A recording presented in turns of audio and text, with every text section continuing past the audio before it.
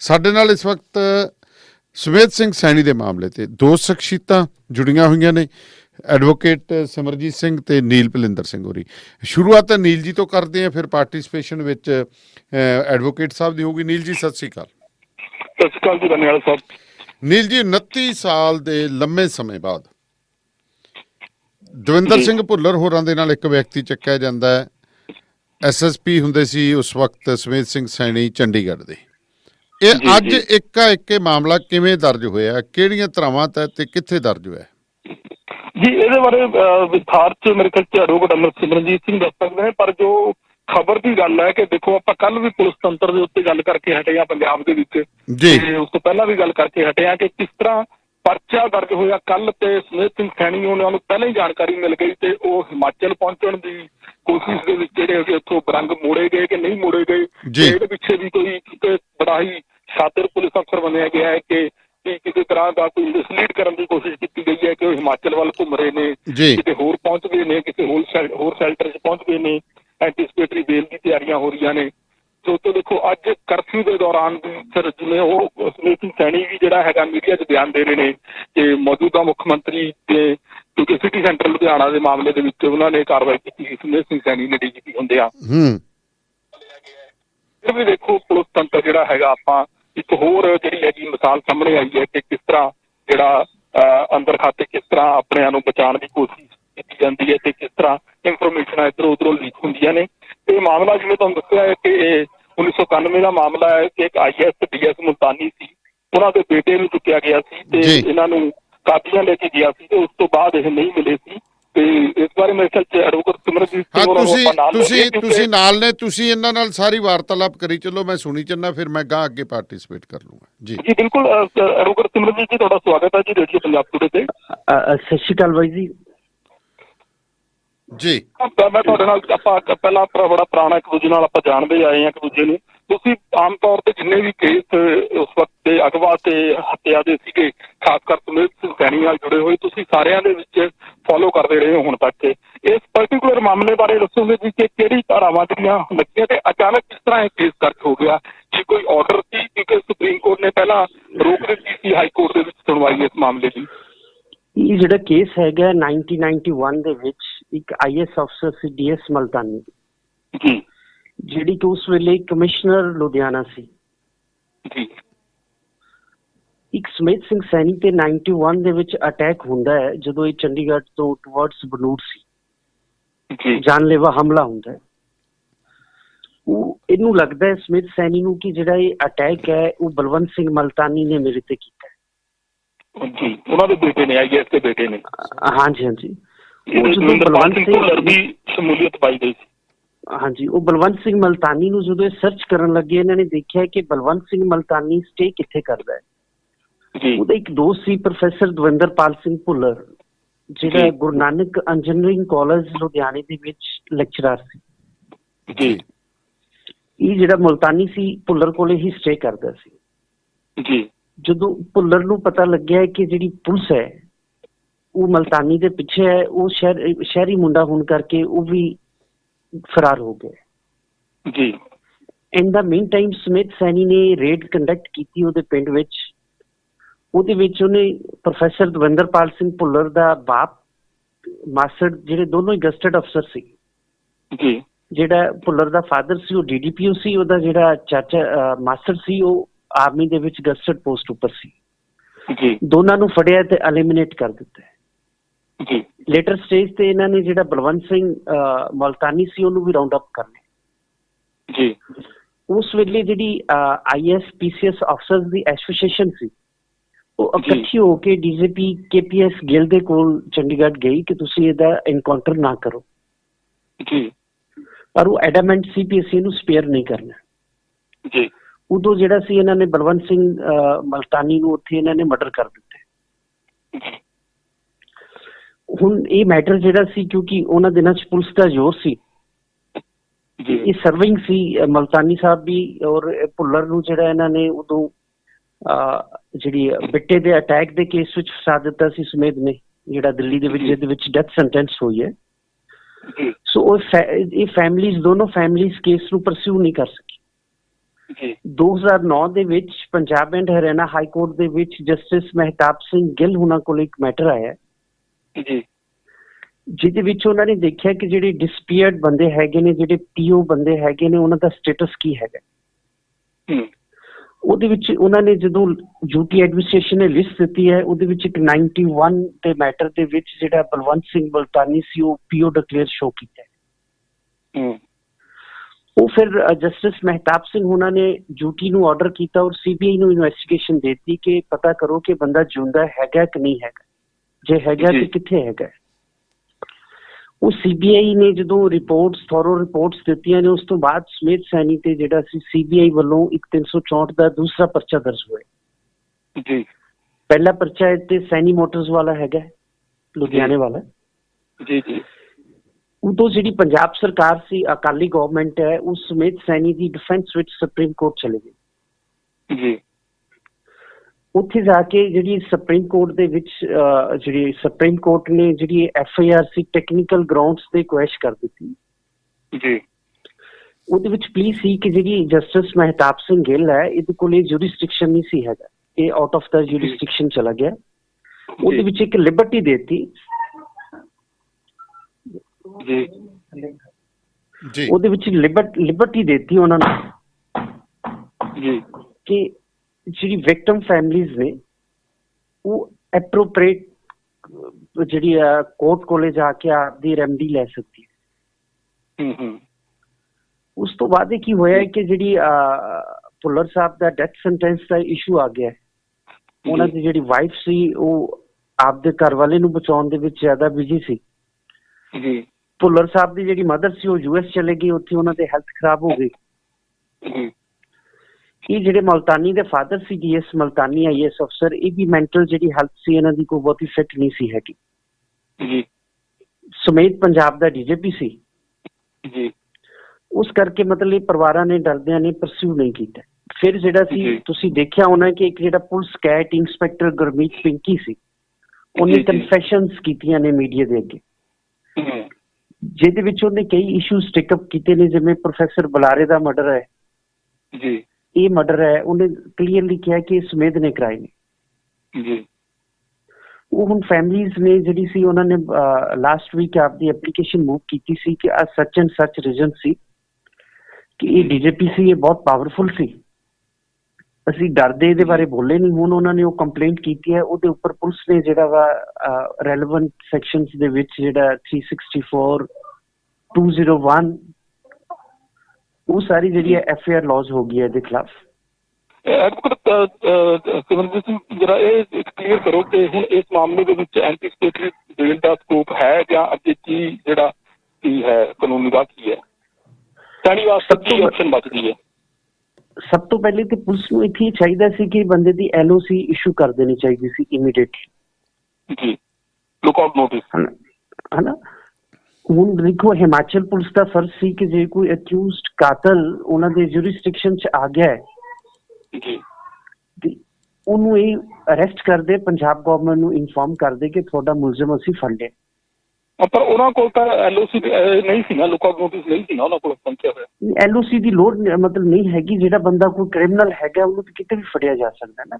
ਉਹ ਕਿਹੜੇ ਬੰਦੇ ਨੇ ਤਕਨੀਕੀ ਪੁਆਇੰਟ ਇਹ ਹੈ ਕਿ ਜਿਸ ਵਕਤ ਇਹਨਾਂ ਨੂੰ ਬੇਰੰਗ ਮੋੜਿਆ ਗਿਆ ਸਵਾਰ ਘਾਟ ਤੋਂ, ਉਦੋਂ ਤੱਕ ਤਾਂ ਨਹੀਂ ਪਤਾ ਸੀ ਨਾ ਕਿ FIR ਦਰਜ ਹੋ ਗਈ।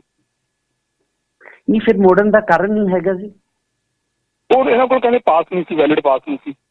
ਹਾਂ ਮਾਈਟ ਵੀ, ਮਤਲਬ ਹੁਣ ਸਵਾਲ ਇਹ ਹੈ ਕਿ ਜਿਹੜਾ ਬੰਦਾ ਇਹਨਾਂ ਨੂੰ ਹਿਮਾਚਲ ਲੈ ਕੇ ਗਿਆ, ਜਿਹੜਾ ਬੰਦਾ ਇਹਨਾਂ ਨੂੰ ਦਿੱਲੀ ਕ੍ਰਾਸ ਕਰਕੇ ਲੈ ਕੇ ਗਿਆ, ਉਹਨਾਂ ਦੀ ਸੈਕਸ਼ਨ 216 ਦਾ ਪਰਚਾ ਦਰਜ ਹੋਣਾ ਚਾਹੀਦਾ ਸ਼ਹਿ ਦੇਣ ਦਾ।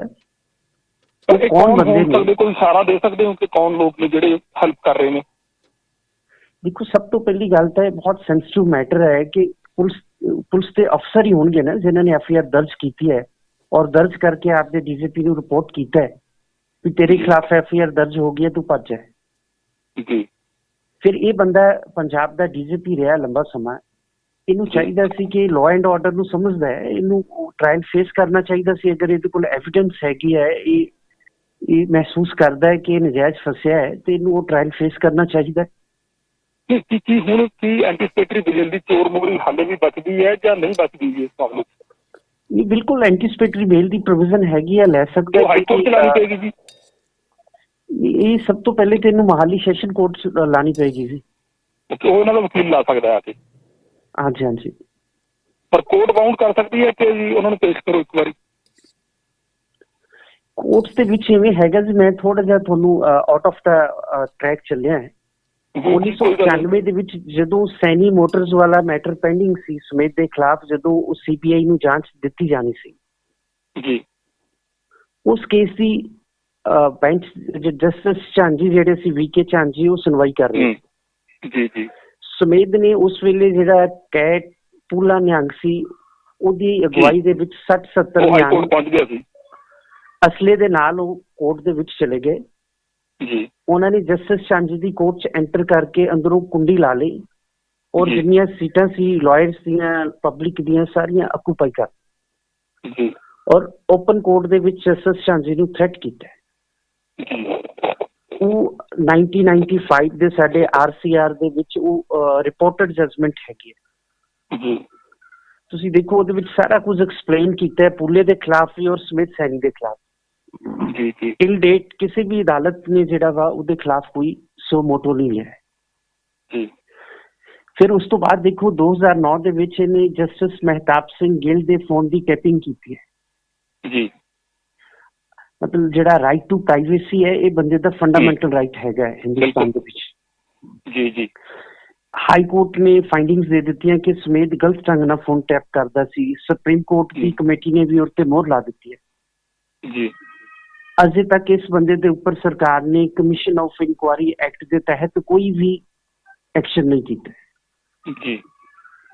ਮਤਲਬ ਇਹ ਬੰਦਾ ਪਾਵਰ ਹਾਊਸਸ ਨਾਲ ਕਨੈਕਟਡ ਹੈਗਾ, ਕਿਉਂਕਿ 2012 ਦੇ ਵਿੱਚ ਜਦੋਂ ਅਕਾਲੀ ਗਵਰਨਮੈਂਟ ਨੇ ਸੁਖਬੀਰ ਬਾਦਲ ਹੋਣਾ ਨੇ ਇਹਨੂੰ ਡੀਜੀਪੀ ਪੰਜਾਬ ਲਾਇਆ ਸੀ, ਉਦੋਂ ਮੈਂ ਇਹਦੀ ਅਪਾਇੰਟਮੈਂਟ ਚੈਲੰਜ ਕੀਤੀ ਸੀ ਹਾਈ ਕੋਰਟ ਵਿੱਚ। ਜੀ, ਮੈਨੂੰ ਪਤਾ ਹੈ ਨਾ ਜੀ। ਮੇਰਾ ਹਾਈ ਕੋਰਟ ਦੇ ਵਿੱਚ ਜਿਹੜਾ ਸਾਡਾ ਪਹਿਲਾ ਸਟਾਰ ਆਰਗੂਮੈਂਟ ਸੀ ਉਹ ਇਹ ਸੀ ਕਿ ਅਸੀਂ ਕੋਰਟ ਨੂੰ ਇਹ ਕਿਹਾ ਸੀ ਕਿ an army officer who is facing the proceedings of court martial can be appointed as chief of army. ਇੱਕ ਹੀ ਸਿਮਿਲਰ ਸਿਚੁਏਸ਼ਨ ਹੈਗੀ ਹੈ। ਇਸ ਡੀਜੀਪੀ ਦੇ ਖਿਲਾਫ ਸੀਬੀਆਈ ਨੇ 2 ਵੱਖ-ਵੱਖ ਮਰਡਰ ਕੇਸ ਦਰਜ ਕੀਤੇ ਨੇ ਜੀ। ਪੰਜਾਬ ਡਿਸਟਰਬ ਸਟੇਟ ਹੈਗੀ ਹੈ, ਤੁਸੀਂ ਇਹਨੂੰ ਇੱਥੇ ਡੀਜ਼ੀ ਕਿਵੇਂ ਲਾ ਰਹੇ ਹੋ? ਫਿਰ ਸਾਡੀਆਂ 2 ਪਲੀਡਿੰਗ ਸੀ ਕਿ ਇਹ ਬੰਦਾ 9ਵੇਂ ਨੰਬਰ ਤੇ ਸੀ ਜੀ। ਇਹਨੂੰ 9ਵੇਂ ਤੋਂ ਪਿਕ ਕਰਕੇ ਪਹਿਲੇ ਨੰਬਰ ਤੇ ਲਾ ਦਿੱਤਾ ਇਹਨਾਂ ਨੇ ਅਕਾਲੀ ਗਵਰਨਮੈਂਟ ਨੇ।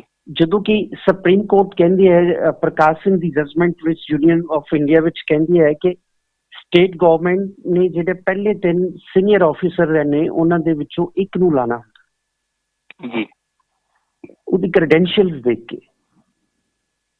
ਮਤਲਬ ਹੁਣ ਇੱਕ ਕ੍ਰਿਮੀਨਲ ਆਫੀਸਰ ਹੈਗਾ, ਕ੍ਰਿਮੀਨਲ ਟਰੈਕ ਰਿਕਾਰਡ ਹੈ, 2 ਮਰਡਰ ਕੇਸ ਸੀਬੀਆਈ ਦੇ ਦਰਜ ਹੋਣ ਦੇ ਬਾਵਜੂਦ ਵੀ ਇਹ ਬੰਦਾ 6-7 ਸਾਲ ਡੀਜੀਪੀ ਰਿਹਾ।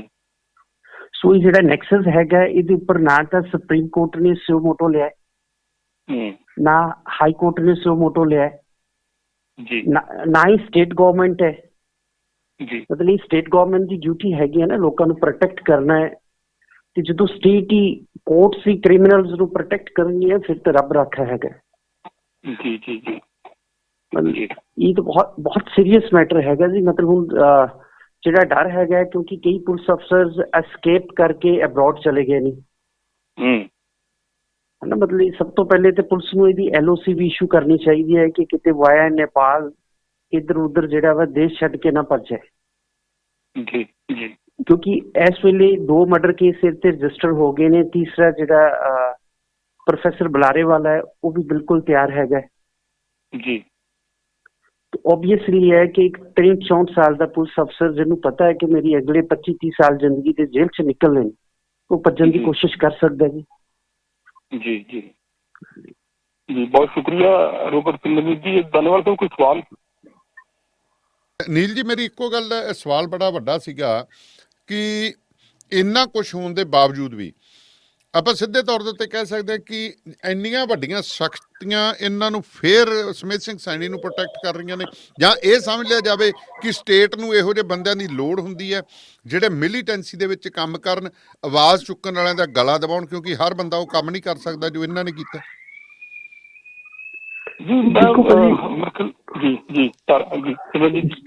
ਜਿਹੜਾ ਹਿੰਦੁਸਤਾਨ ਦਾ ਕਾਨੂੰਨ ਹੈ ਉਹਦੇ ਵਿੱਚ 14 ਤੋਂ ਲੈ ਕੇ 35 ਤੱਕ ਆਰਟੀਕਲ ਫੰਡਾਮੈਂਟਲ ਰਾਈਟਸ ਦੇ, ਜਿਹਨਾਂ ਨੂੰ ਕਿ ਸਟੇਟ ਤੋੜ ਨਹੀਂ ਸਕਦੀ। ਉਹਦਾ ਆਰਟੀਕਲ 21 ਕਹਿੰਦਾ ਹੈ ਕਿ ਕਿਸੇ ਬੰਦੇ ਨੂੰ ਵੀ ਡਿਊ ਪ੍ਰੋਸੀਜਰ ਆਫ ਲਾਅ ਤੋਂ ਬਿਨਾਂ ਤੁਸੀਂ ਖਤਮ ਨਹੀਂ ਕਰ ਸਕਦੇ, ਹੈ ਨਾ। ਮਿਲੀਟੈਂਟਸ ਨੇ ਉਹ ਤਾਂ ਬੇਸ਼ੱਕ ਲਾਅ ਫੋਲੋ ਨਾ ਕਰਨ, ਪਰ ਸਟੇਟ ਤੇ ਰਿਸਪੌਂਸਿਬਲ ਹੁੰਦੀ ਹੈ। ਸਟੇਟ ਨੂੰ ਜਿਹੜਾ ਅਗਰ ਲਾਅ ਫੋਲੋ ਨਹੀਂ ਕਰੇਗੀ ਤੇ ਫਿਰ ਜਿਹੜੇ ਲਾਅ ਬ੍ਰੇਕਰਸ ਨੇ ਉਹਨਾਂ ਨੂੰ ਤਾਂ ਐਕਸਕਿਊਜ਼ ਮਿਲ ਜਾਏਗਾ ਜੀ। ਸੋ ਅਸੀਂ ਮਹਿਸੂਸ ਕਰਦੇ ਹਾਂ ਕਿ ਜੇ ਇਹ ਵਾਇਲੇਸ਼ਨ ਸਟੇਟ ਨੇ ਨਾ ਕੀਤੀਆਂ ਹੁੰਦੀਆਂ, ਇਹਨਾਂ ਲੋਕਾਂ ਨੂੰ ਸਜ਼ਾਵਾਂ ਦਿੱਤੀਆਂ ਹੁੰਦੀਆਂ, ਤੇ ਅੱਜ ਜਿਹੜੇ ਲੋਕ ਸਟੇਟ ਦੇ ਖਿਲਾਫ ਬੋਲਦੇ ਆ ਉਹਨਾਂ ਕੋਲ ਕੋਈ ਇਹ ਇਸ਼ੂ ਰਹਿ ਨਹੀਂ ਸੀ ਜਾ। ਵਕੀਲ ਸਾਹਿਬ, ਸਮਿਥ ਸਿੰਘ ਸੈਣੀ ਦੇ ਆਪਣਾ IPS ਸਟੇਟਸ ਕਰਕੇ ਹੀ ਇਹਨੂੰ ਐਂਟੀਸਪੇਟਰੀ ਬੇਲ ਮਿਲੇਗੀ, ਜਾਂ ਜਿਹੜੀਆਂ ਧਰਾਵਾਂ ਲੱਗਣੀਆਂ ਨੇ ਉਹ ਆਲਰੇਡੀ ਐਂਟੀਸਪੇਟਰੀ ਬੇਲ ਵੱਲ ਥੋੜ੍ਹੀਆਂ ਜਿਹੀਆਂ ਲਿਬਰਲ ਨੇ? ਕਿਹੜੀਆਂ ਕਿਹੜੀਆਂ ਧਰਾਵਾਂ ਤੁਸੀਂ ਸਮਝਦੇ ਹੋ? ਮੈਂ ਲੈਬੋਰੇਟ ਫੇਰ ਚਾਹਾਂਗਾ, ਮੈਂ ਲਿਸਨਰਸ ਨੂੰ ਦੱਸ ਦਿਆਂ ਕਿ ਧਰਾਵਾਂ ਤਾਂ ਬਹੁਤ ਮੈਂ ਇੱਕ ਮਿੰਟ ਸੀਰੀਅਸ ਨੇ। 364 201 ਸਮਝ ਲਓ ਨਾ, ਕਿਡਨੈਪਿੰਗ ਕਰਨੀ ਤੇ ਡੈਡ ਬੋਡੀ ਨੂੰ ਖੁਰਦ ਬੁਰਦ ਕਰ ਦੇਣਾ ਜੀ, ਇਹ 2 offense ਵੱਡੇ ਹੈਗੇ ਨੇ, ਬਾਕੀ ਤੇ ਖੈਰ ਛੋਟੇ ਹੈਗੇ ਨੇ ਜਿਹੜੇ ਧਰਾਵਾਂ ਨੇ। ਤੇ ਹੁਣ ਕੁਐਸਚਨ ਇਹ ਹੈਗਾ ਕਿ ਜਿਹੜੀਆਂ ਇੱਥੋਂ ਦੀਆਂ ਕੋਰਟਸ ਹੈਗੀਆਂ ਨੇ ਇਹਦੇ ਵੀ ਕ੍ਰੈਡੈਂਸ਼ੀਅਲਸ ਡਾਊਟਫੁਲ ਹੈ। ਤੁਸੀਂ ਦੇਖੋ ਕਿ ਜਿਹੜਾ ਸਰਸੇ ਵਾਲਾ ਰਾਮ ਰਹੀਮ ਸੀ ਬਾਬਾ, ਉਹਨੂੰ ਇੱਕ ਹਾਈ ਕੋਰਟ ਦੇ ਜੱਜ ਨੇ 376 ਦੇ CBI ਦੇ ਰੇਪ ਕੇਸ ਦੇ ਵਿੱਚ ਜਿਹੜੀ ਸੀ ਬੇਲ ਗ੍ਰਾਂਟ ਕਰ ਦਿੱਤੀ ਸੀ। ਜਦੋਂ ਕਿ ਬੀਇੰਗ ਲਾਇਰ ਅਸੀਂ ਇੱਥੇ ਵੇਖਦੇ ਹਾਂ ਕਿ ਜਿਹੜਾ ਬੰਦਿਆਂ ਨੂੰ ਸਜ਼ਾਵਾਂ ਹੋ ਜਾਂਦੀਆਂ ਨੇ, ਸਸਪੈਂਸ਼ਨ ਆਫ ਸੈਂਟੈਂਸ ਵੀ ਸਾਡੇ ਜੱਜ ਜਿਹੜੇ ਨਹੀਂ ਕਰਦੇ ਕੇਸਾਂ ਦੇ ਵਿੱਚ ਜੀ। ਸੋ ਮਤਲਬ ਇਹ ਸਾਰਾ ਕੁਝ ਡਿਪੈਂਡ ਕਰਦਾ। ਬੈਂਚ ਵੀ ਜਿਹੜਾ ਬੈਂਚ ਅੱਗੇ ਕਈ ਚੀਜ਼ਾਂ ਅਫੈਕਟ ਕਰਦੀਆਂ ਨੇ ਕਿ ਬੈਂਚ ਅੱਗੇ ਲਾਇਰ ਦਾ ਸਟੇਚਰ ਕਿੱਡਾ ਵੱਡਾ ਹੈਗਾ, ਮੈਟਰ ਕਿੱਡਾ ਵੱਡਾ ਹੈਗਾ, ਉਸ ਹਿਸਾਬ ਨਾਲ ਇਹ ਕੋਰਟਸ ਵੀ ਉਵੇਂ ਡੀਲ ਕਰਦੀਆਂ।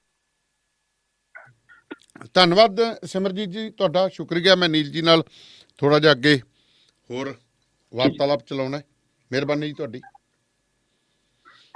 ਨੀਲ ਜੀ, ਸਾਰੇ ਮਾਮਲੇ ਤੇ ਤੁਸੀਂ ਵੀ ਦੇਖਿਆ, ਪੁਲਿਸ ਦੀ ਕਾਰਜਕਾਰੀ ਨੇ ਵੀ ਦੇਖਿਆ। ਪਿੱਛੇ ਜੇ ਜਦੋਂ ਬਹਿਬਲ ਗੋਲੀਕਾਂਡ ਤੇ ਕੋਟਪੂਰਾ ਗੋਲੀਕਾਂਡ ਦੇ ਵਿੱਚ ਵੀ ਗੱਲਬਾਤ ਹੁੰਦੀ ਹੈ, ਆਲ ਆਫ ਸਡਨ ਸਮੇਤ ਸਿੰਘ ਸੈਣੀ ਇੱਕ ਚੈਨਲ ਦੇ ਉੱਤੇ ਪ੍ਰਗਟ ਹੁੰਦੇ ਨੇ। ਗੱਲ ਕਰਨ ਦਾ ਤਰੀਕਾ ਨਹੀਂ ਤਾਂ ਸਮੇਤ ਸਿੰਘ ਸੈਣੀ ਨੇ ਅੱਜ ਤੱਕ ਮੈਨੂੰ ਨਹੀਂ ਯਾਦ ਕਿਸੇ ਟੈਲੀਵਿਜ਼ਨ ਨੂੰ ਉਹਨਾਂ ਨੇ ਇੰਟਰਵਿਊ ਦਿੱਤੀ ਹੋਊਗੀ। ਚੰਡੀਗੜ੍ਹ ਤੋਂ ਦਿੱਲੀ ਤੱਕ ਦਾ ਸਫ਼ਰ, ਪਹਿਲਾਂ ਚੰਡੀਗੜ੍ਹ ਤੋਂ ਹਿਮਾਚਲ, ਹਿਮਾਚਲ ਤੋਂ ਦਿੱਲੀ ਤੱਕ ਦਾ ਸਫ਼ਰ ਬਿਨਾਂ ਕਿਸੇ ਰਡਾਰ ਤੋਂ ਨਿਕਲ ਜਾਂਦਾ। ਜਿਹੜਾ ਬੰਦਾ Z+ ਸਿਕਿਉਰਿਟੀ 'ਚ, ਜਿਹਦੇ ਨਾਲ ਰਡਾਰ ਵਾਲੀ ਜੈਮਰ ਵਾਲੀਆਂ ਗੱਡੀਆਂ ਚੱਲਦੀਆਂ ਨੇ, ਇੰਨੇ ਜ਼ਿਆਦਾ ਸਿਕਿਉਰਿਟੀ ਪਰਸਨਲ ਚੱਲਦੇ ਨੇ। ਪਹਿਲੀ ਗੱਲ ਤਾਂ ਇਹ ਕਿ ਸਿਕਿਉਰਿਟੀ ਪਰਸਨਲਸ ਨੇ ਅਲਾਓ ਕਿਵੇਂ ਕਰ ਦਿੱਤਾ ਇਹਨੂੰ ਇਕੱਲੇ ਬਾਹਰ ਨਿਕਲਣ ਨੂੰ? ਇਹ ਵੀ ਇੱਕ ਵੱਡਾ ਸਵਾਲ ਹੈ।